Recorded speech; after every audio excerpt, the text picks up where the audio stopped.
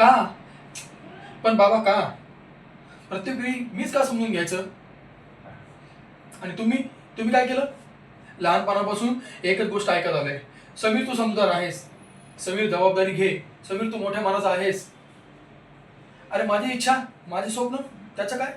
तुमच्या प्रतिष्ठेच्या, समाजात कोण काय म्हणतील या कल्पनेच्या ओझ्यात किती दिवस दाबून ठेवणार आहात मला?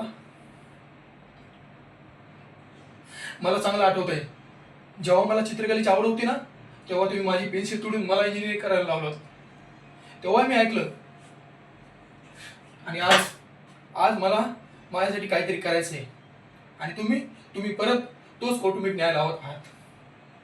बाबा, तुम्हाला हिशोब करायचा असेल ना, तर माझ्या स्वप्नांचा करा. मला माझं माझं खूप कर्ज झालंय हो. आणि ते कर्ज मला फेडायचं आहे.